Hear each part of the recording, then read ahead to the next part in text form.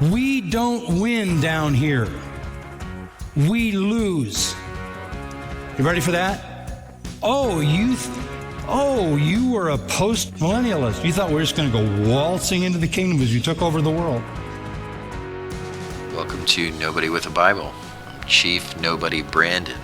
And here we talk about all the things and use biblical discernment while doing so. So let's dig in, not using your feelings, but God's truth. What's wrong with you people? I'm serious. I mean, this is what's wrong with the Christian church today. We don't know who God is, and we don't know who we are. All right, welcome back, everybody. Got part 2 of looking at the different rapture positions. In part 1, we established the fact that everybody believes in a rapture. Okay, it's just the timing of it that is debated. There is views that say no rapture, period, but we're not going to cover those today because those are very few. That's not a widely held view, but they do exist. But as far as the arguments that Christians have, it's the timing of the rapture that is debated, and there's a bunch of different views, but we're only looking at a couple of them here. We've got I didn't write this article, but this comes from Faith Baptist Bible College. They did a great job of putting together these different rapture positions, so we're going to cover these. Today we're going to start with the PreWrath rapture. Now, this one is relatively new, and that in itself doesn't matter at all. I want to be fair to the people that hold to this view that just because a view is newer, that doesn't mean that it's false. Obviously, we're not going to come up with foundational doctrines that are different. That's heresy. Absolutely not. But, I think sometimes with eschatology, I think there's some things that you can probably come to a more clear understanding as time goes on. But these things aren't really going to change. It's just, it may have been a view that the early church taught, but it had been kind of lost over time, and that certainly happened. And that's sometimes it takes a little bit to find some of that, but it's not going to change any foundational doctrines. So don't misquote me on that. It's just not going to. But the view in itself it comes from about 1990. So that doesn't make the view false in itself. So I will give them that. But this view comes from Marv Rosenthal in his book, The PreWrath Rapture of the Church, which I said it came out in 1990. And it's a variation of the mid-tribulational position, as we went over in episode 1. And it has some similarities with the post-trib position as well. This is one of the pre-wrath rapture view, I think, is the only other view that sort of kind of would make sense to me if we couldn't destroy a few different things with it, I think. But I respect people that hold this view. I think that you are very wrong, but I think there are some that do hold it, and that's fine too. I mean, this is one of those secondary issues that we don't need to fight over. This is one of those things. I mean, we seem to think that there's all kinds of doctrines that we can do that with, but there's not. But this is one of those things that we can have differences on. But the basic idea of this view is that the church will be removed from the earth by the rapture just before the 4th quarter of the 70th week of Daniel. This view proposes first that the tribulation involves 3 distinct periods: the beginning of sorrows, lasting 3.5 years, the Great Tribulation, lasting 21 months, and the Day of the Lord, spanning the final 21 months. The church, therefore, would need to go through 3/4 of the tribulation. Second, this view teaches that believers will endure the time of man's wrath and Satan's wrath, but will be delivered before the day of the Lord, the time of God's wrath, which begins with the opening of the 7th seal in Revelation 8:1. And third, this view holds that the church must endure the Antichrist, who is the resurrected Hitler, and the Great Tribulation. Not all of them believe that. That was my input into that. Excuse me, that was just my input into that, because that was their author's note, but not all of them believe that about the Antichrist. I know that for sure. And the Great Tribulation continuing on. But after 64 months into the 70th week, we will be raptured. So that's just a quick overview of that position. As I said, this is not going to break down. These are quick explanations of these views.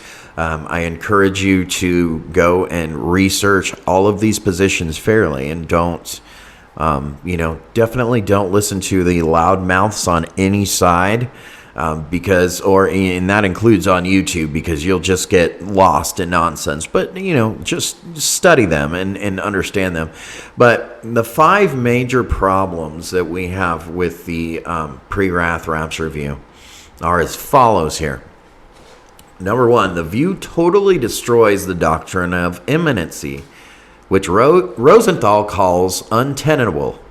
However, passages like 1 Thessalonians 5:6, 1 Corinthians 1:7, and Titus 2:13, and 1 John 3:2 and 3 speak of the blessed hope as an imminent event. Number 2, Rosenthal has no clear explanation of where the church will be for 21 months after the rapture.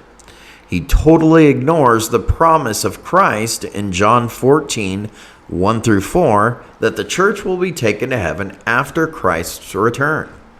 Number 3, the day of the Lord is clearly longer than 21 months, covering the judgments of the tribulations and blessing of the millennium. So we read in Zephaniah 3:8-13, Haggai 2:6-23, Zechariah 14:1-10, including a total of 1,007 years. Number 4, the judgments in the first half of the tribulation are clearly divine judgments. It is Christ who opens the seals and uses various means to judge a Christ-rejecting world.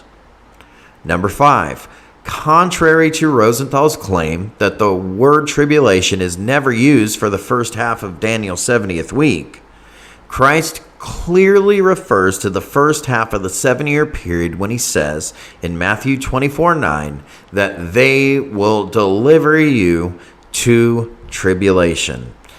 And see, the problem with most of this is that they get Matthew 24 all jumbled up.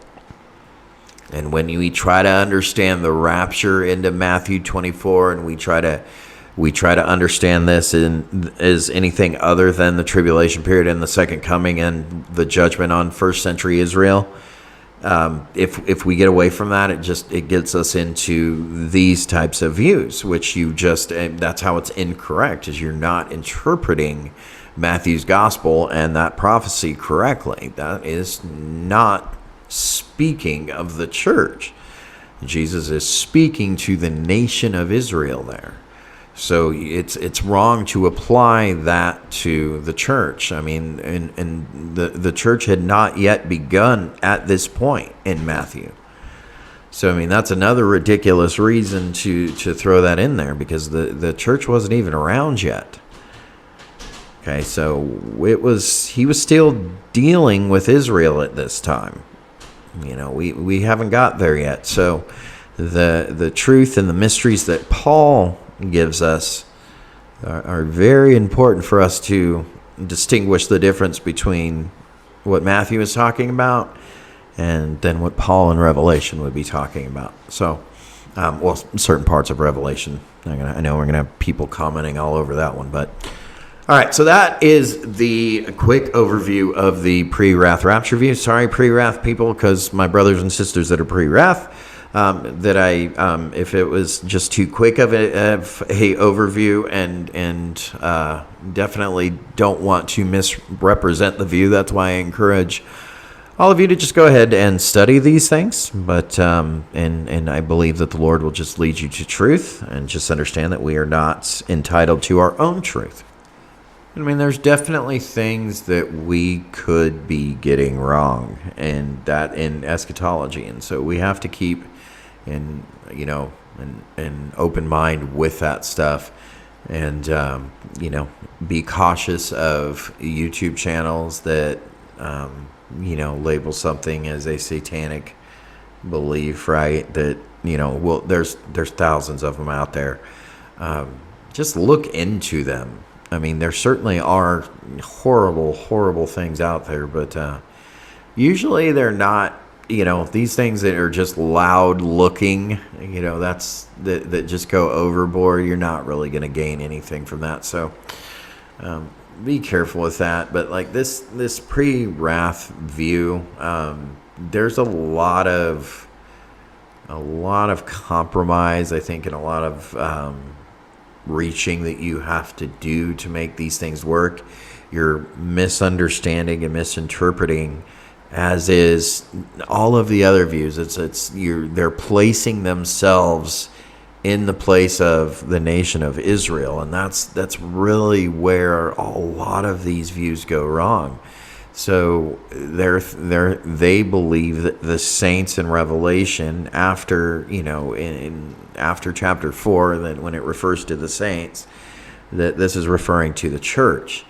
But the church as a whole has never been referred to as the saints, and the saints in that context is talking specifically about the nation of Israel. So you've got to misapply that word, and you've got to apply it to the church to make that view work. And I feel like that's what that's what the post-tribulational position does as well. Right before I started recording this, I was actually listening to a very informative video on why every other view other than post-tribulationism is false and demonic and evil. And this guy was just pumping post-trib, and he goes, the reason, and he tells a story of the reason why he's post-trib. And, I'm like, well, you're misapplying that. You're not dividing that. That would definitely get you to that position, I suppose, if that's what you did. But, taking Matthew and applying it to the church is probably the source of all our wrongs in eschatology, I think. So I think that'll do it for this. We're going to have to do a part 3, because the 2 other parts of this are the post-tribulational view and the pre-tribulational rapture. So we are going to definitely spend a different podcast on that, because we're going to talk a little bit more than 10 minutes on that one. So we'll see you guys later.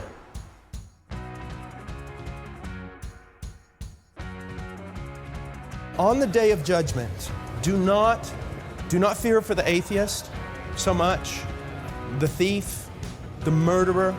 If you want to be afraid for someone on the day of judgment, be afraid for those who carried the title pastor. Let me give you an example.